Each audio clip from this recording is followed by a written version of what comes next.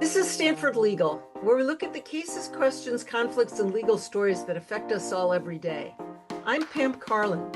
Please subscribe or follow this feed on your favorite podcast app. That way, you'll have access to all our new episodes as soon as they're available. Well, I think throughout this term at the Supreme Court, we've been waiting for the decision that came down today that I'm going to discuss with my colleague, Fred Smith. Fred is a professor here at the law school. He focuses on issues of federal courts and issues of civil rights more generally, and also focuses on the kind of historical context behind a lot of the most important constitutional law decisions and the like. So welcome to the show, Fred. It's an absolute pleasure to be here.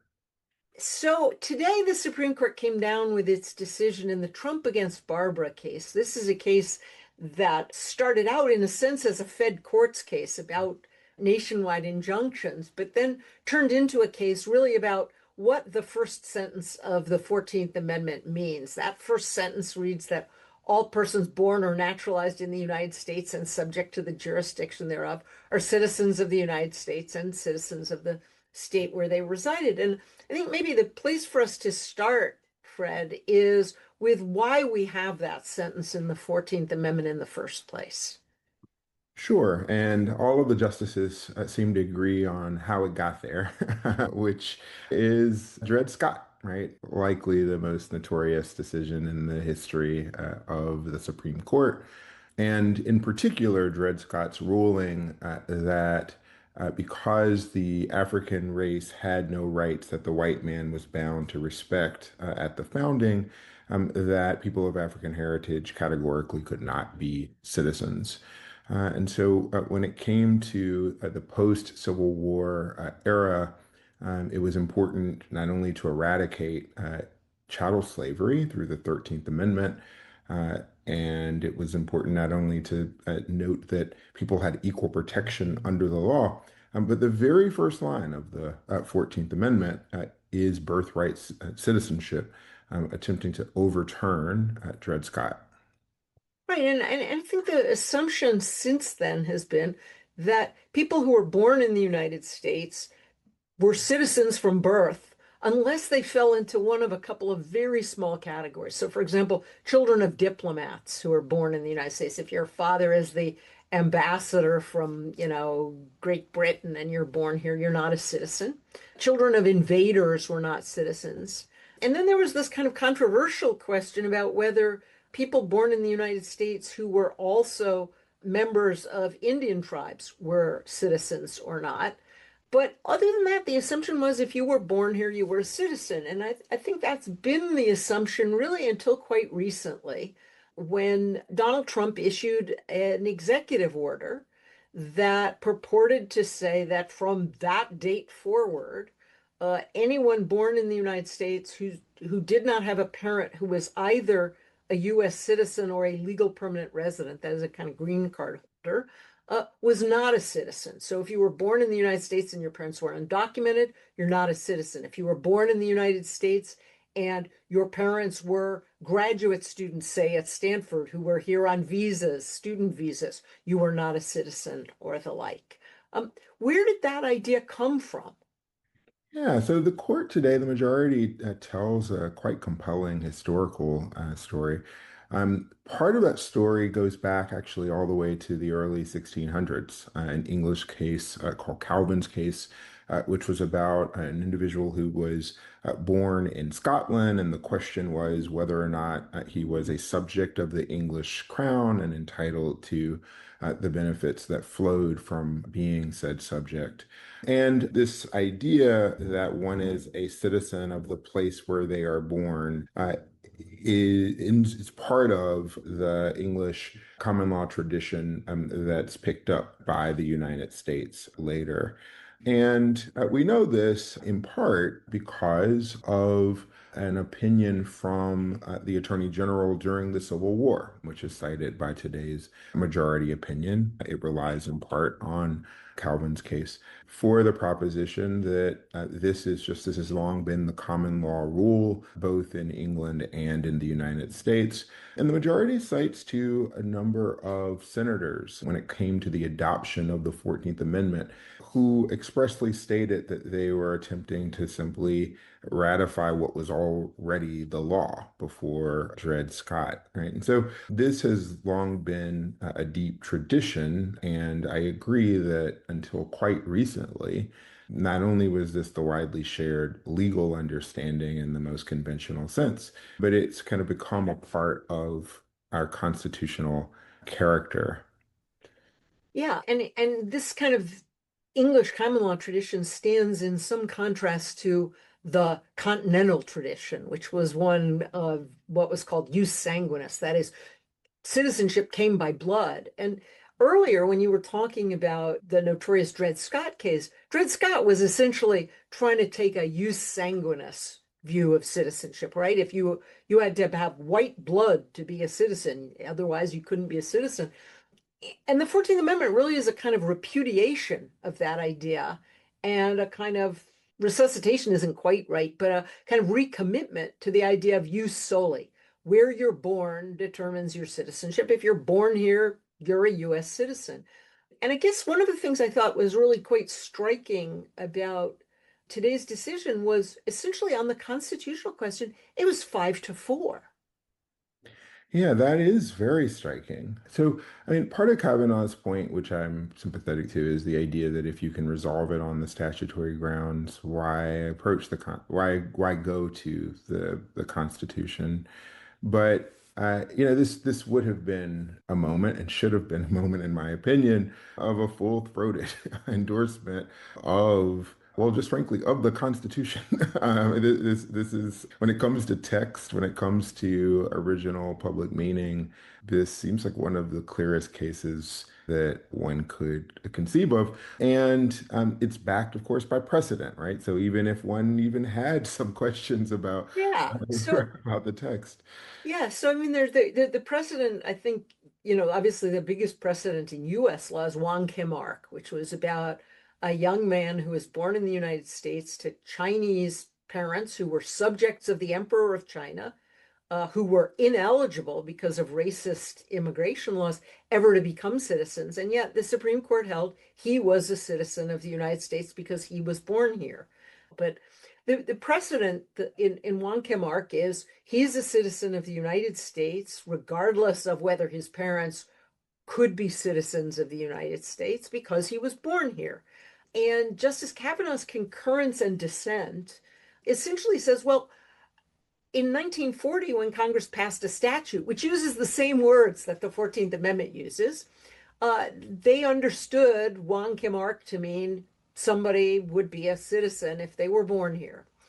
And he says, but times have changed. And the times have changed thing also in Justice Alito's opinion seems to be, well, now we have a lot of people who are in the country who are undocumented and they shouldn't be here at all. So why should children born to them be citizens of the United States? And I just find that a kind of puzzling argument. Yeah, no, it's quite a tricky opinion, right? Because, all right, so firstly, as noted, right, he begins with this can be resolved on statutory grounds that should have ended there, right? So he could have ended his opinion there too, for that exact same reason, right? Yeah. And then he moves on to say, well, but I don't think that Wong Kim got the 14th Amendment right, and that this was a closed set as such. But then to your point, right, but right, the other his opinion about the statutory point depends on what the long-standing understanding of Wong Kim Ark was. So there's quite a number of moves, and it probably would have been wiser if he believed that the statutory opinion resolved it for him to have simply said that. It almost seems to be inviting there to be a political battle over who should be a U.S. citizen, because obviously, if you kind of add him to the three dissenters, Justice Alito, Justice Thomas, and Justice Gorsuch, you're like right on the precipice of arguments about whether the Constitution actually provides for birthright citizenship or whether Congress or it for the for the dissenters, seemingly even the president can just kind of decide. Yeah, that's right. I mean, and he says that he thinks that this is something that Congress could overturn. Whether or not he could get enough votes on that question. Well, we know he couldn't today Right. because But if it's 5-4, it starts to look Roe versus Wade-ish. sure, right? Where You know, just with this one should be change, this should be a litmus test for judges or, nominations. It turns something that I think would have been thought really outside the box. I think the old the Jack Balkan line is this has gone from something that's off the wall to on the wall as an argument. sure. Yeah, that has certainly happened.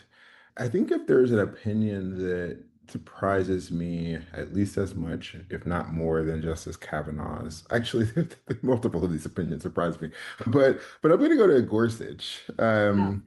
And I'll go to Gorsuch because he doesn't doubt the correctness of Wong Kim Ark.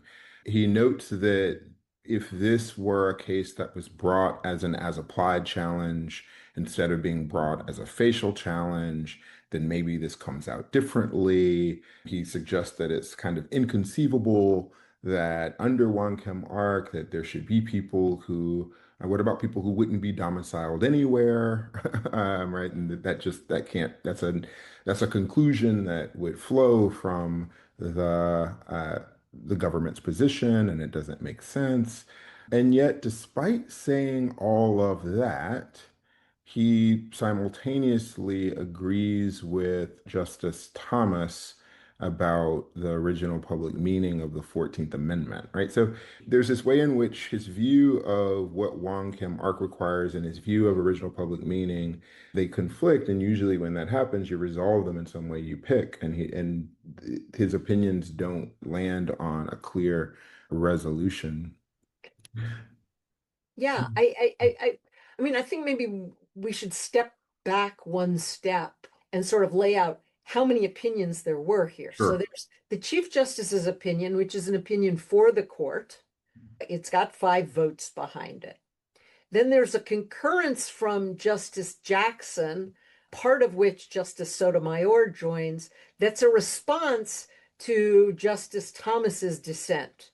Right. Then there's Justice Kavanaugh's opinion, concurring in the judgment, but on statutory grounds, and suggesting that as a constitutional matter, Congress might be free to restrict birthright citizenship beyond the kind of Wong Kim Ark categories of diplomats, invaders, and tribal members. Then there are 3 dissents. Justice Thomas's dissent, I think, is joined by Justice Alito. Justice Joined Alito by Justice Gorsuch. Justice Gorsuch. Justice Alito has a dissent, and then Justice Gorsuch has a dissent. So there's a lot of writing here to kind of wade through, although the bottom line for now is quite clear. One of the things that's always kind of puzzled me, and I wonder what you think about this, is, the executive order, which is what's actually being challenged here, had 3 pieces to it that I thought were sort of interesting and tricky in a way, right? One was that it was just prospective.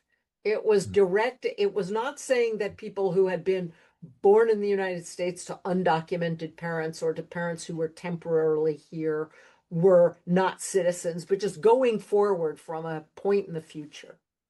A second thing about it was that it purported to deal with 2 groups of people, right? One was people whose parents were not legally present in the United States at all, undocumented people.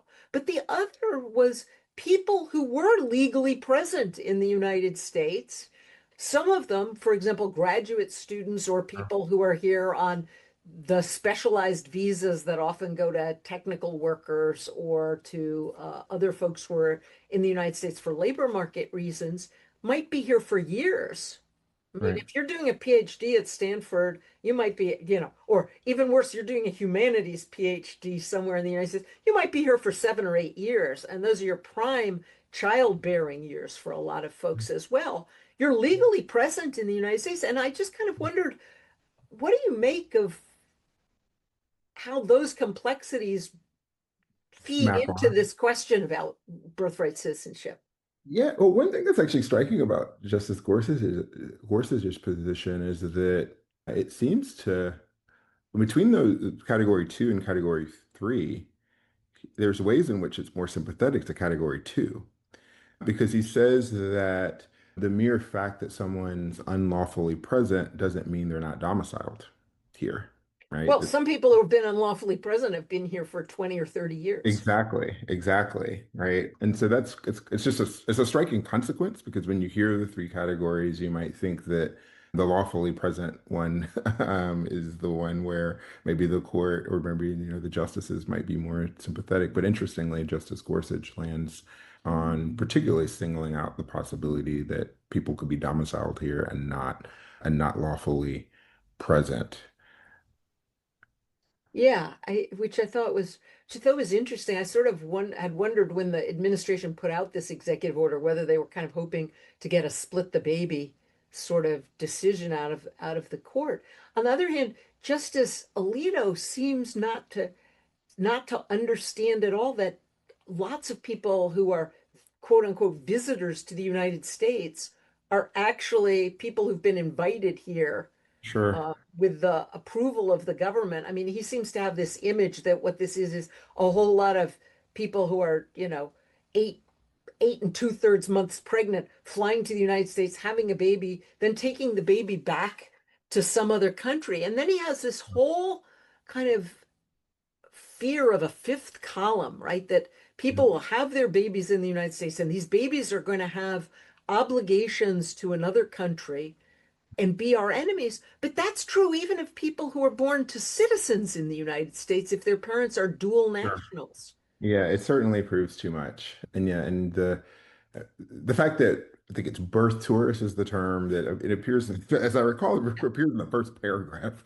of the opinion, and so it gives you a clue of where you're going and what he is concerned about. But yeah, he raised that question at oral argument as well, Yeah. and and he gave an example of someone from Iran who has a child here, et cetera. But it was such the problem with the question and the point is that it's hard to know what the animating principle is and where it applies and where it doesn't, right? So it doesn't just apply to the Iranian, it applies, as you put it, to other, including American It citizens. would apply, right? It would apply to anybody whose mother, say, is a US citizen and their Right. father's an Iranian citizen. That's true. Iran might take the position that child is Iranian and owes a duty of serving in the Iranian military and the like. And that would be true even for somebody that I think he would concede has to be a birthright citizen.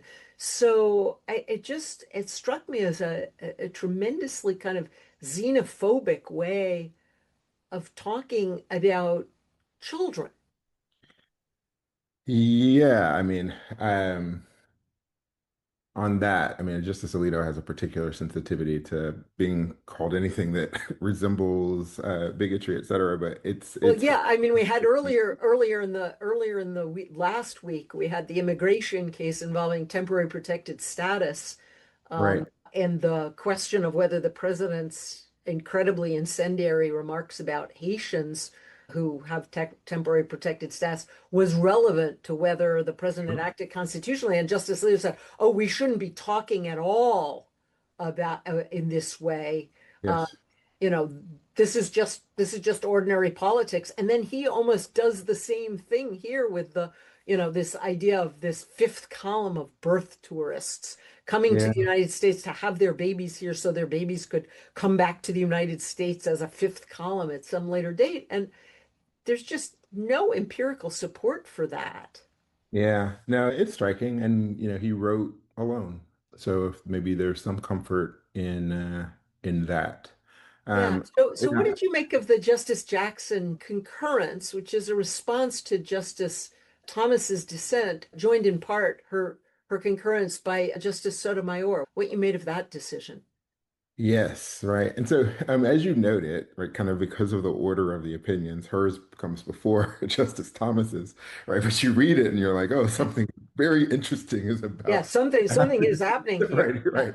yeah, Um, and yeah, and it's really kind of a debate of sorts between the two black justices on the Supreme Court about what the 14th Amendment is about. And one of the kind of the earlier points that I guess actually it's impossible to do this without starting with Justice Thomas, even yeah, though yeah. Justice You Jackson's got to, come first. yeah, it's hard to say. Let me tell you what my response to you is without Right. the Yeah. Right. response. Yeah. Right.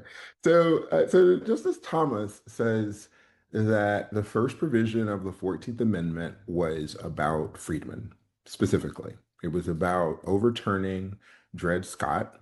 And therefore, because it was about overturning Dred Scott, it was about making freedmen citizens.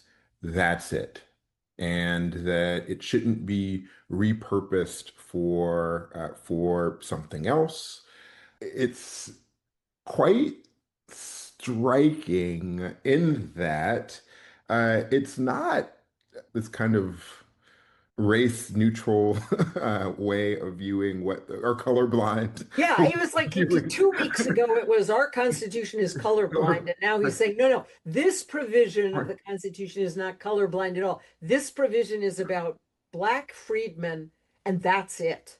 Right, right. And so, I think that was surprising to Justice Jackson, who has kind of really staked out a space as being a justice who understands the 14th Amendment to be an anti-caste, anti-subordination provision, one that could allow for some degree of race consciousness in order to stamp out racial caste and racial subordination.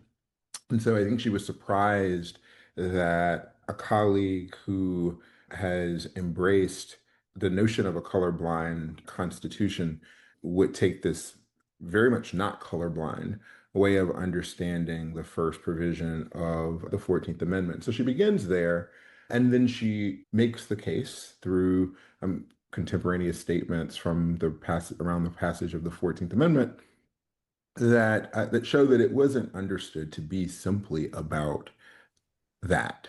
The nature of subordination, it wasn't sort of a once we once we climb up the ladder, we're gonna pull it up and no one can come behind us. Yeah, It's this the kind of Swiss Family Robinson yeah, theory right, of right, exactly, right. the Swiss Family Robinson theory of constitutional law.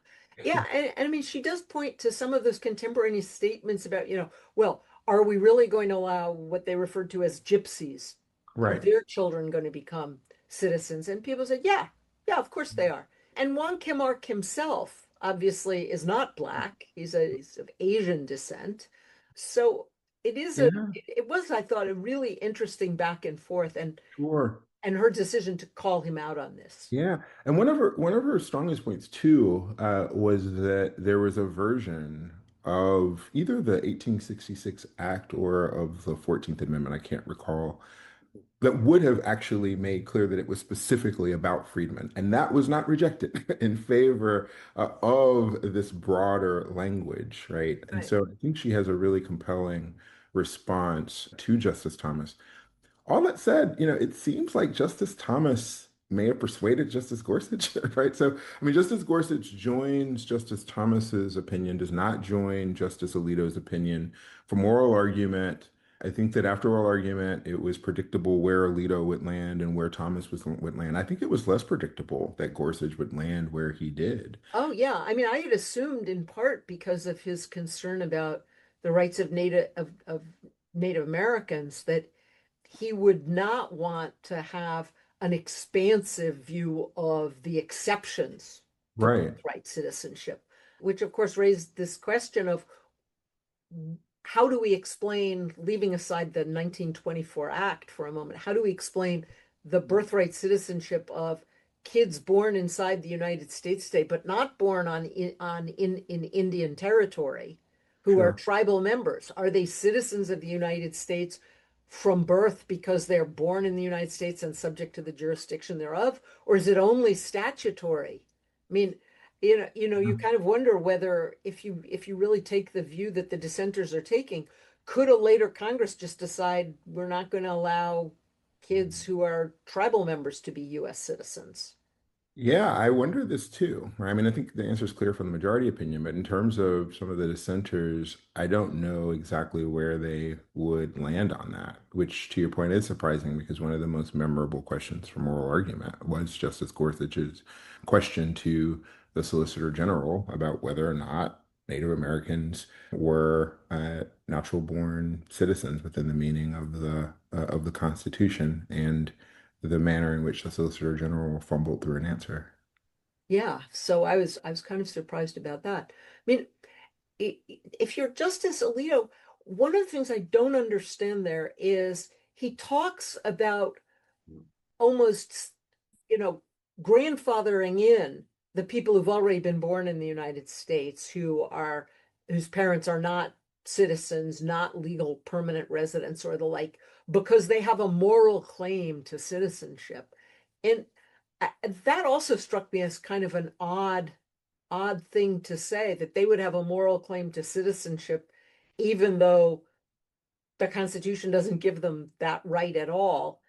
But a child born 3 days after the court's decision in his mind wouldn't have that. Yeah, you know, I'll say this. This is slightly personal, but it is my observation that Justice Alito that he used to reason with more precision than I've seen in recent years. I would have said 10 years ago that he was the sharpest questioner, for example. He would ask the question that you had to work to get out of. Oh yeah, no, I thought he used to be an amazing questioner, and he's just gotten angrier and angrier and more sort of MAGA-ish And almost. that's what you kind of see, I think, in this opinion that he writes for himself. And, you know, I also sort of wonder, so he didn't join the Justice Thomas opinion. I don't know. He sort of kind of, he has his own view in this case that he alone shares, it appears. Yeah. So one question going forward that I have for you is, it's now clear if you're born in the United States and your parents are neither invaders nor diplomats, you are a citizen of the United States. So if you had a concern over birth tourism, and at least empirically, it's something less than, I think it's like 0.3% of children born in the United States are born to people who are visitors to the United States. And I don't even know from that empirics how they're defining visitors. That is, it might be people who are here for a year as, as a student or the like, but it's a very small percentage of children are born to visitors. Could Congress, do you think, pass a statute that makes it a crime to come to the United States for the purpose of having a baby on US soil? I mean, It's that is the it's not baby. You can't punish the baby sure. because of the 14th Amendment. Could you punish the parents? Well, so it's assume in this hypothetical that Yeah, would it be some sort of form of fraud? I mean, that is to say, yeah. am I assuming that they had some sort of legal visa? I mean, well, I guess one of the things you could do is you could simply the United States could deny visas to women who are pregnant. Sure. So if that happened, if the United States denied, why are we giving people ideas? No, If no, the, yeah, no, I mean, it if, just is yeah, the idea that you can punish the child sure, seems to me off limits, sure, and it was quite distressing that the Supreme Court only thought 5-4 that it's off sure, limits. The sure. question whether the United States can use its immigration laws to prevent people from entering the country for the purpose of having, you know, children here. That seems to me to be a different Sure. question. And it just the way in which the dissenters seemed to think that what you could do is punish a child Mhm. because of the parents. I mean, this goes back a little bit to one of your other areas of real expertise, which is, when you think about like dead people and the rights of the dead. That's part of this whole idea of the lineage stuff, Right. right? And we don't allow bills of attainder.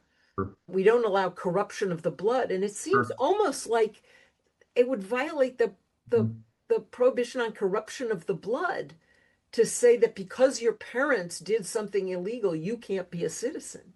Sure, I think that it would be, it's certainly in grave tension with that tradition. And I think that is an important American tradition and that's a place where there's a break actually from the British common law tradition, that there's much more skepticism of inheriting, whether inheriting privileges or such as nobility Yeah. or inheriting disadvantages via corruption of blood for felons and the like. But yeah, I mean, if there was a law that conditioned visas on not being pregnant and Well, someone, especially given how bad the court has been this term on immigration stuff more sure, generally. right, yeah, I mean, I think Yeah. they have wide latitude. Yeah, Right, yeah, the government has wide latitude to say you can't come to the country because you're 8 months pregnant. right. But yeah, it just kind of struck me as odd that you've got four justices who actually seem to think it's perfectly okay to punish a child because and to deny the child some rights, even if the parents have not violated any law, because there are an awful lot of people in the country who are entitled to be here, who are not citizens and have children while they're here. Sure. One thing that was sort of interesting about Alito's opinion that I still kind of haven't fully wrapped my arms around is he says that the 14th Amendment does not require the country to be inhumane. And he uses that word. And I think what he means is that, to the extent that there are gaps, that Congress can fix them, that the Constitution doesn't require an outcome that leaves people in the shadows, that Congress has a great degree of latitude here. That's my best understanding of what he meant, but it was It, an interesting line. Yeah, I saw that too, and I kind of wondered whether what he was saying was, look, if what you're worried about is that there would be some stateless children, Congress can fix that. So Right, that's one way of reading it. The right. other one, and I wondered whether it was almost a kind of double entendre in a way, as he was saying, it's not inhumane to be denying citizenship to people who are born here to undocumented parents or to student visa holding parents or the like. So the Constitution isn't requiring any kind of inhumanity. It's perfectly okay to do that. Yeah, it's not a self-defining sentence, in part because the sentence is the paragraph. And I'll just read it. Right? So, for these reasons, the original meaning of the 14th Amendment does not require inhumane results, and we should not adopt an erroneous interpretation of the 14th Amendment simply out of fear of the consequences of, quote, rocking the boat, close quote, or as a reaction to current immigration policy. And just sort of, I didn't, what he meant by what he had in mind by what was inhumane, I agree. It's not fully apparent to me. Well, what will turn out to be fully apparent to us will only become fully apparent as this all plays out, because I don't think, although the Supreme Court has given a definitive holding, I'm not sure that we've seen the last of these arguments. So I want to thank you, Fred, for coming on the show and talking about Trump against Barbara with me. This is Uh, Stanford Legal. If you're enjoying the show, please tell a friend and leave us a rating or review on your favorite podcast app. Your feedback improves the show, and it helps new listeners to discover us. I'm Pam Karlan. See you next time.